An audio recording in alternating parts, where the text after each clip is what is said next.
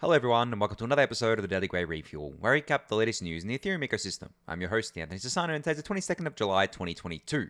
Alright everyone, let's get into it. Actually, just before we get into it for today, I did want to apologize to the podcast listeners. I forgot to edit out the little coughing fit I had on yesterday's episode. I edited it out for the YouTube video, but I forgot to do it on the podcast, so you would have heard me doing that. So apologies there. I have replaced the kind of the audio file with the edited one, so you won't hear it anymore.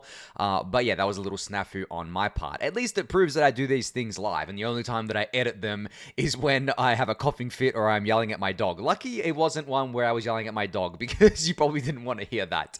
You might hear him bark sometimes on these videos because he kind of like just loves to do that, because if he sees something outside or whatever, he'll bark. But anyway, I'm getting off track here. We're going to jump into the news now that I just kind of like mentioned that. So there's a lot of news actually to get through, so let's go through it. First, I want to start with kind of like this slide that Stani posted on Twitter from Vitalik's EthCC talk. Now, if you haven't watched this talk, I highly recommend doing so. Vitalik covered basically, I guess, like the Ethereum roadmap from his point of view, so you should definitely go check out that video. I'm not going to summarize it here.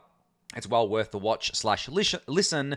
But basically, this slide in particular, I do want to focus on. So it's a slide that says "Wire settled down" as the title, and then there's 3 dot points here. The first dot point is layer separation vision. L1 is for security and dependability. L2 is for rapid iteration and action. Second dot point is functionality, escape velocity, thesis. Once L1 is strong enough, the rest can be done by L2. And third dot point, developers need a break. New features need time to de-risk. And I think he means core developers here. Need a break. Now, this is basically, I guess, like the Ethereum roadmap in a nutshell, right? Like, we are trying to keep layer 1 as secure, decentralized, and dependable as possible, and then make sure that L1 can kind of like offer its features, its services, its scalability to the L2s to do their own rapid iteration. I've talked about this, over the last couple of refuels, so I'm not going to rehash it there. And then the second dot point here, I don't think is, I guess, talked about enough, and that's the functionality escape velocity thesis of, once the L1 is strong enough, the rest can be done by L2.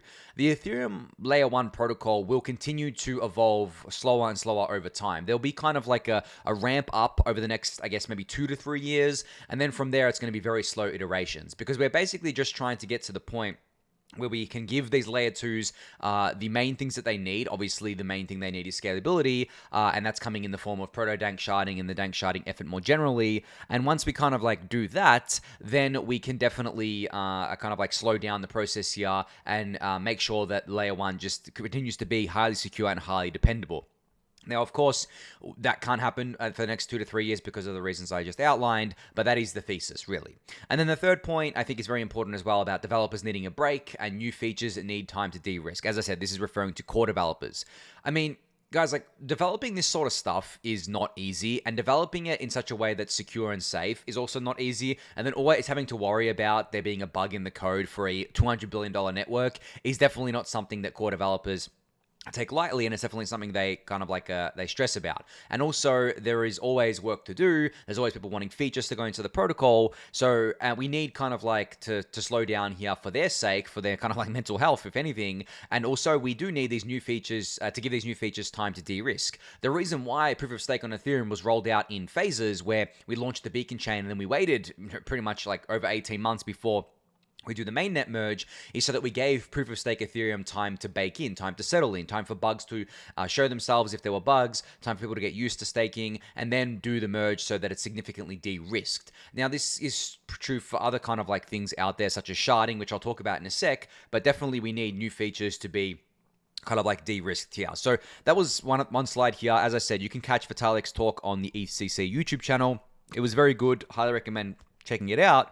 And just as kind of like orthogonal to his talk is, I guess like what you can do after kind of like listening to his talk is dive deeper into the roadmap items that are commonly talked about. And these are split into 5 different kind of like categories, consisting of the merge, the surge, the verge, the purge, and the splurge. Now, these are just kind of like names given to these things. It's a bit memey. It's not really kind of like to be taken seriously, but the upgrades within each of these categories are to be taken seriously. Now, I was talking before about how we want to get, over the next 2 to 3 years, the kind of like most important upgrades out there for layer 2s, and that is kind of like the merge, because that kind of like lays the groundwork for everything else, and the surge. The verge, purge, and splurge, especially maybe the the splurge. I think the splurge is aptly named because like it's just like the nice to have features.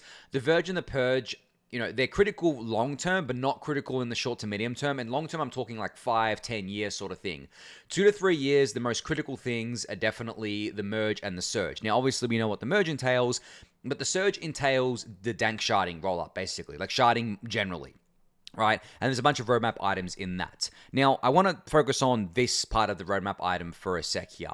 And there was a great blog post posted by Polynya today, basically titled 4844 and done. Now, 4844 is EIP 4844, which is proto-dank sharding. And basically in this blog post, Polynya argues that for the foreseeable future, once we have proto-dank sharding kind of implemented, we will actually not be able to saturate the scale that this gives us on rollups. Now, he also argues that rollups should be preserved or reserved for high-value applications. So, for example, you wouldn't host a crypto game on a rollup. You would host a crypto game on a Validium or an Arbitrum AnyTrust chain or some other thing that doesn't store kind of its core data on chain, because even if it did post proto-dank sharding, it would still get quite expensive.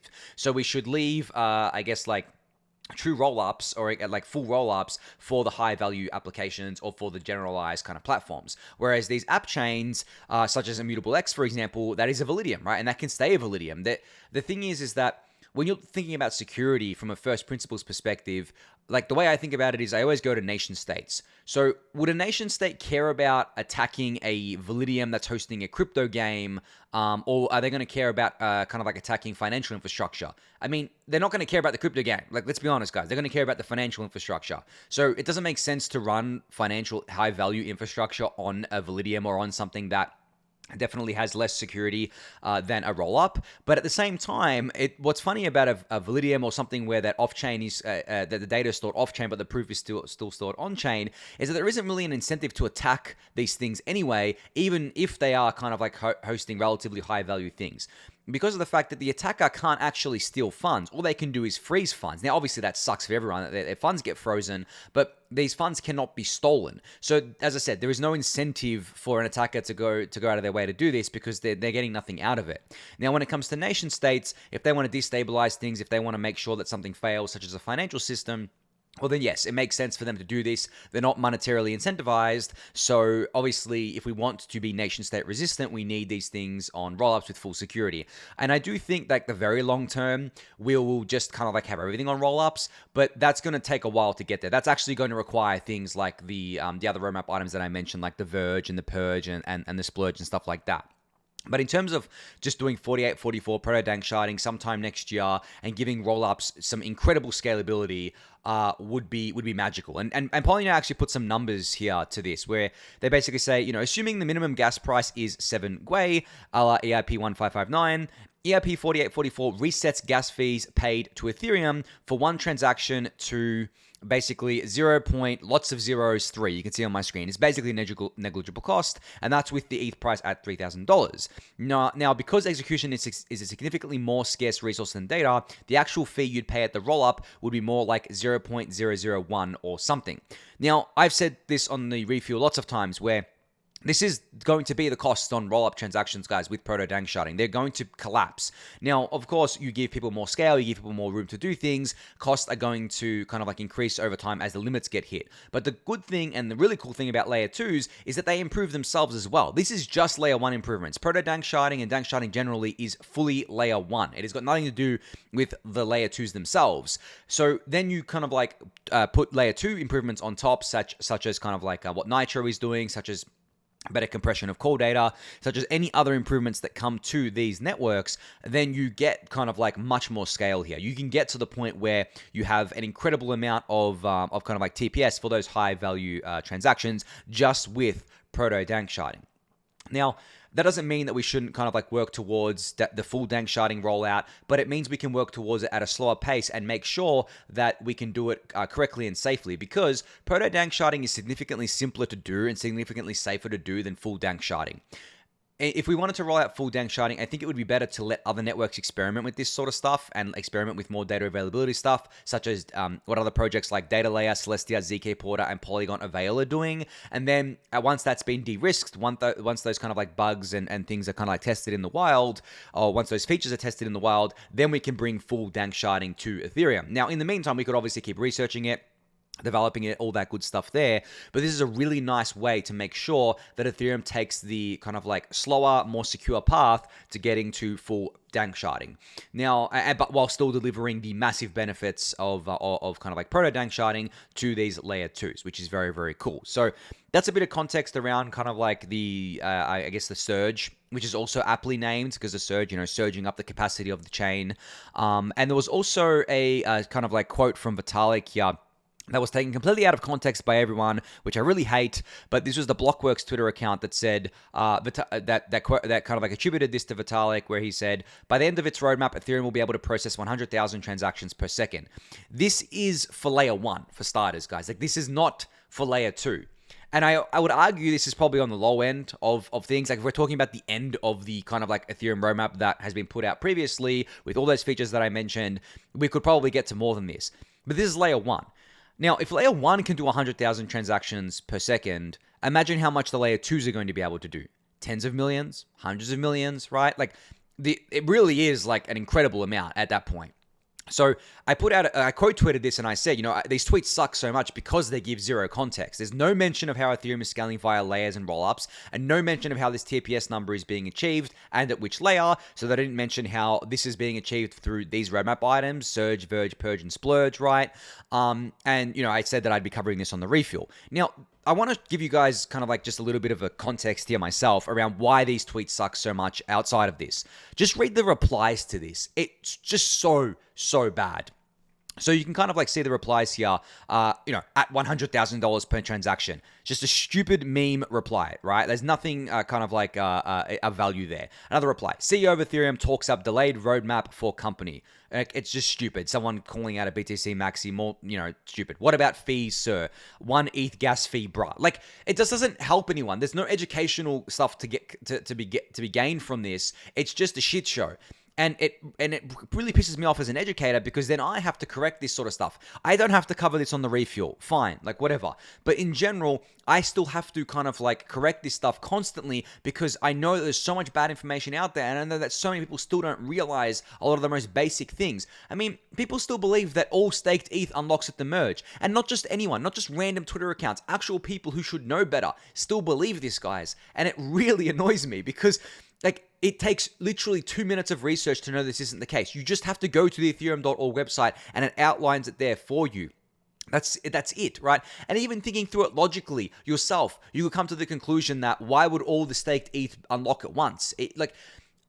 That would mean that all the validators would go offline and the network would go offline. Like, I think people just can't think critically when it comes to these sorts of things. They want to outsource their thinking to other people, and it annoys the shit out of me. I'm happy to educate, but I shouldn't have to keep saying this stuff so long after I've kind of like the fact that this has been known for so long. This has been known for like 2 years probably at this point, that we wouldn't have withdrawals at the merge, right? So taking that context, like, it annoys me to no end. I don't want to rant too much about this, but this is why I really hate tweets like this and they suck so much, is because they just keep putting that misinformation energy out there, where it's not direct, I guess, misinformation, but it basically may as well be, because it's just such bad information.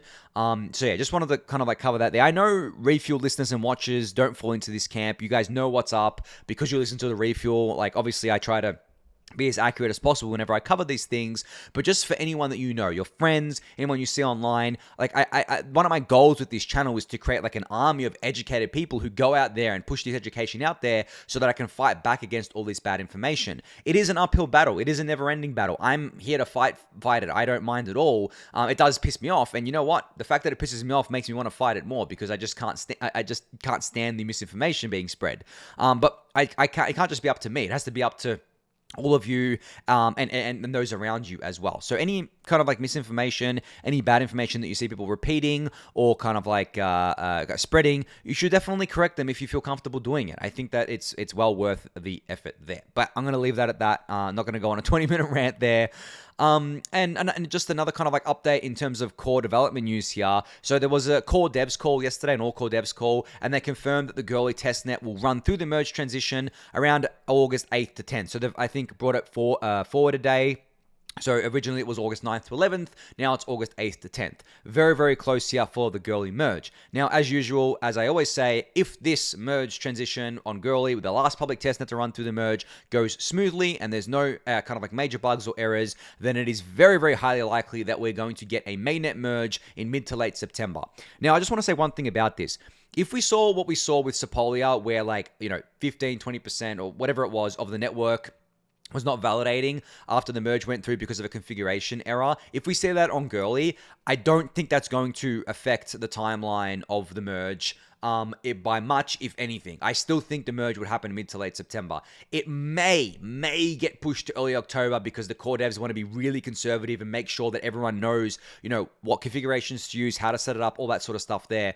But guys, we are in the final stretch. The light at the end of that tunnel is so bright, it's basically blinding at this point. We are so close. It's only 16-ish or a bit more than that. Maybe say 18 days away from Goerli merging, and then mainnet merge in mid to late September. Very, very close. But it's going to be here before we know it, guys. I was just thinking about it today. I'm already in Australia. We're already halfway through winter. I didn't even realize. Time is just flying. Absolutely flying. So, super excited that the Goerli merge transition was hard confirmed. It's no longer a soft date. This is a hard commitment to August 8th to 10th. Obviously, can't give an exact date because of TTD and the way that works. And then there was obviously a soft commitment given to mid to late September for a merge, mainnet merge. I'm betting that if Goerli goes well, then that's going to be stuck to that timeline. So take it from me. I'm trying to give you the best estimate out there, but I guess don't take it as kind of gospel. Things can still change, but we're almost there, guys. As I said, the light is blinding at this stage. All right, so there's a bit of drama about Coinbase today. I know I defended Coinbase yesterday, but this is drama about something else. So the SEC has charged someone at Coinbase with insider trading. And the funny thing is that this insider trading was actually caught by Kobe on Twitter a while ago, and then it just came to light that they were actually doing this at Coinbase. Now, I think that it's an open secret that insider trading from centralized exchange employees is rampant because it's incredibly hard to police. You could have an entire policy in place, you could lock it down completely, but the problem is that if someone knows an asset is going to be listed, they can just go home, they could fund a wallet, right? And they can buy stuff with that wallet on chain. And then you wouldn't even know because you can't tie an identity to a wallet unless, they've obviously tied it to a centralized exchange or something like that. But if they're smart enough, they don't do that. Sounds like this person wasn't very smart. They got caught, right? And obviously, I'm totally against insider trading. I think it is really bad, and I think that it should be prosecuted. But, there's a lot of drama surrounding this, of course. And also the SEC in their statement said that they're going after a bunch of different tokens that were traded. I think these are the ones that we insider traded and trying to label them as securities. So the SEC doing what they do, of course. And then, of course, Coinbase replied to this, and the chief legal officer actually replied to this with a thread here, which was a really bad thread, if I'm being honest. So he started off by saying, Coinbase doesn't list securities, period.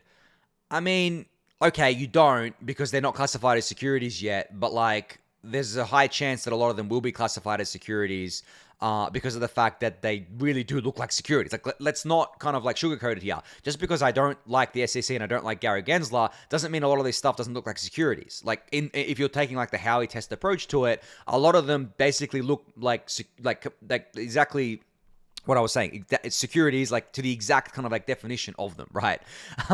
So there's that. But then he also put out a tweet here in his thread where he said, Coinbase has a rigorous process to analyze and review each digital asset before making it available on our exchange, a process that the SEC itself has reviewed. And then I quote tweeted this by saying, quote unquote, rigorous process, then proceeds to list tokens that literally no one has ever heard of before. Come on, guys. We all know that Coinbase has listed the shittest of shit coins over the last few months. I've given my thoughts on the reasoning behind it. They're trying to compete with Uniswap and stuff like that.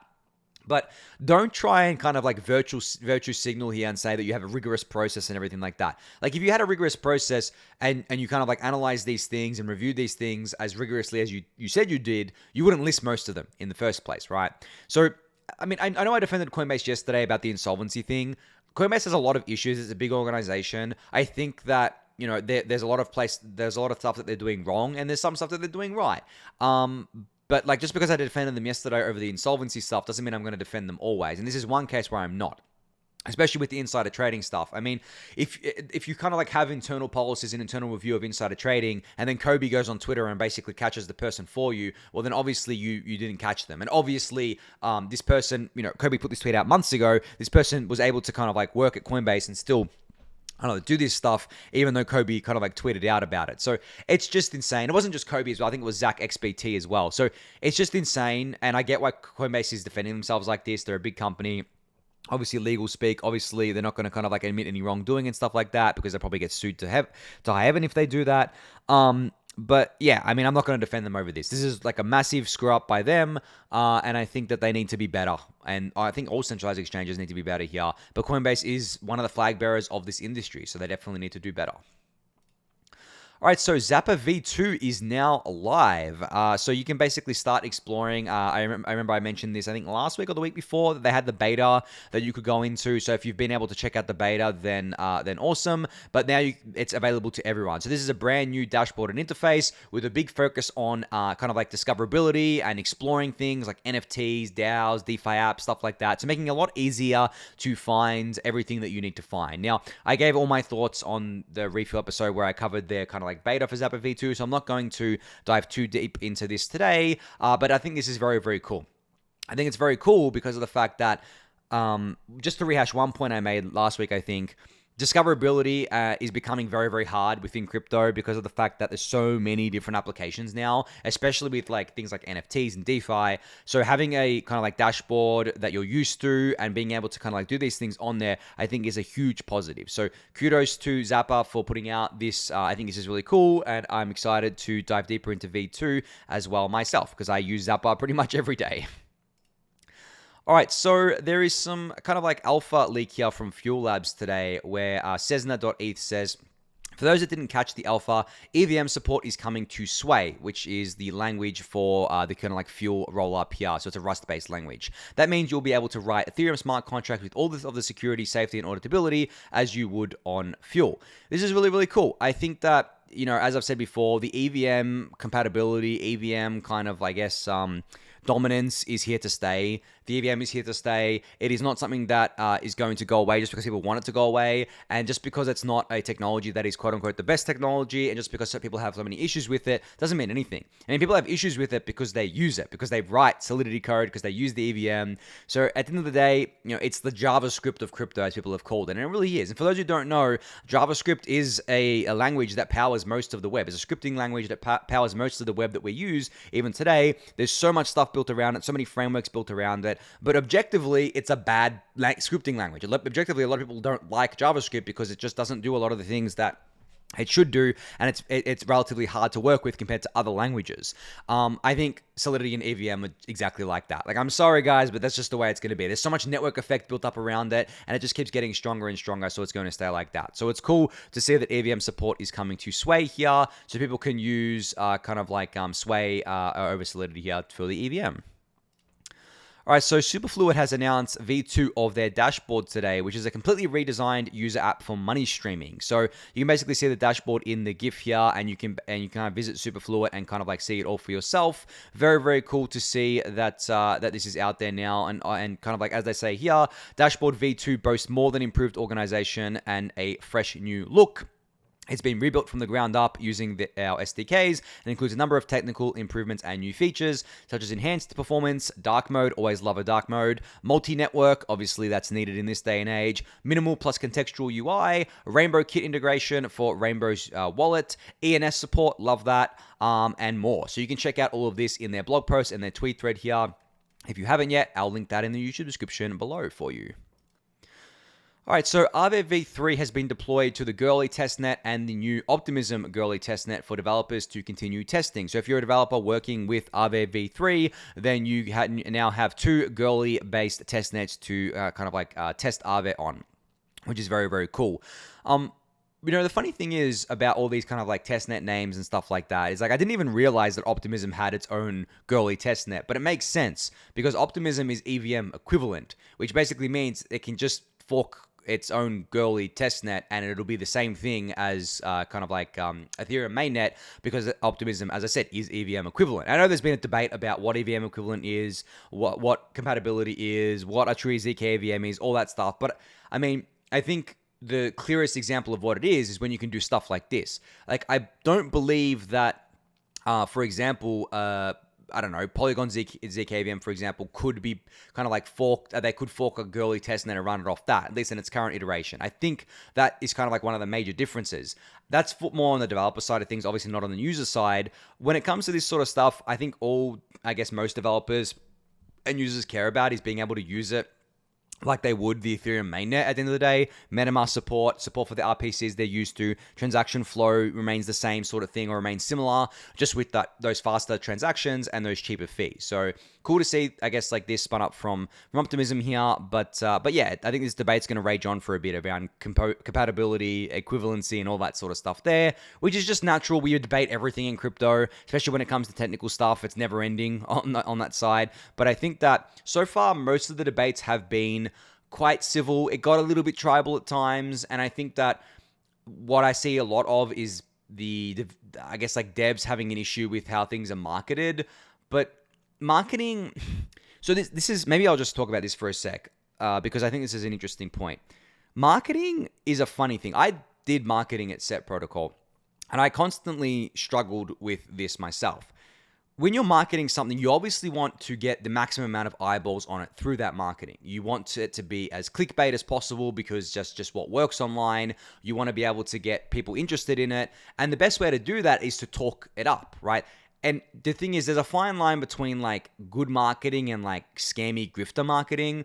So I guess that line is, okay, talking something up as if it's the best thing ever because you actually think it's the best thing ever, even though it may not be the best thing ever, right? Maybe you know it's not the best thing ever, but you're still putting your support behind it because you believe in the product, you believe it can get better over time, and you're trying to get people to use it to help with that kind of process. Then there's the scammy, grifty marketing of basically saying what a product, saying that a product is something that it isn't. Now, there are endless debates on this, and obviously it's very hard to kind of like, I guess, tread this line in crypto because the definitions aren't exactly, set in stone for a lot of things. I'm sure, you're also the layer 2 versus sidechain debate, which has died down a lot, and we can get kind of like some sort of consensus on it. But it's always a tricky thing for marketing people at the end of the day, because a lot of them don't actually have this technical context as well, and they shouldn't really like have to, and a lot of it isn't kind of like settled. So I'm not kind of like trying to defend any particular marketing from any particular team, but I think what a lot of people miss is that the point of marketing is to make noise, is to get eyeballs, is to drum things up at the end of the day. And the ones who do that best are the ones that get the most attention, for better or worse. Like, there are lots of things in crypto, lots of scams. The reason why they got so much attention and so much involvement is because they did a lot of marketing. Like, as I said, for better or worse, guys, that's just how it works. Like, humans, online, the most scarce resource is human attention. And to get that human attention, you need to be bombastic. You need to be loud. You need to be basically waving a sign that says, hey, look at me. And you need to make it interesting to look at you. And that's exactly what marketing is for. But I'm going to leave that one at that. I just wanted to give a little bit of context around that and how I think about it. As someone who has been in marketing, as someone who kind of does it, I guess, from time to time, especially with kind of like my Twitter presence and growing that and things like that. There's all different types of marketing as well, such as kind of growth hacking and marketing through partnerships and business development and stuff like that. But I'll leave that for another day. I'm not going to go on it now because I'm coming up on time here. Just wanted to cover one last thing, which was that Hashflow has announced their $25 million Series A round, backed by a few big players such as Jump, Wintermute, GSR, Dragonfly Capital, and Electric Capital, with a bunch of other kind of people participating, including angel investors such as myself. Just disclosure there, I did invest in this round. I've talked about Hashflow before on the Refuel. They are a decentralized exchange for interoperability, zero slippage, and MEV protected trade. So basically, a kind of like interoperable DEX that kind of is trying to protect you from MEV and make sure that you're not getting sandwich attacked and things like that, and doing it with zero slippage as well. So it's actually a really cool app. I'm not going to dive too deep into it now because I don't have the time, but you can check it out yourself at app.hashflow.com if you want to. And I guess, like, congrats to them on this raise here. I'm very proud to kind of like be participating in this. I think what they're building is very cool. But on that note, I'm going to end it there for today. So thank you everyone for listening and watching. Be sure to subscribe to the channel if you haven't yet. Give it a thumbs up, subscribe to the newsletter, join the Discord channel, and I'll catch you all next week. Thanks everyone.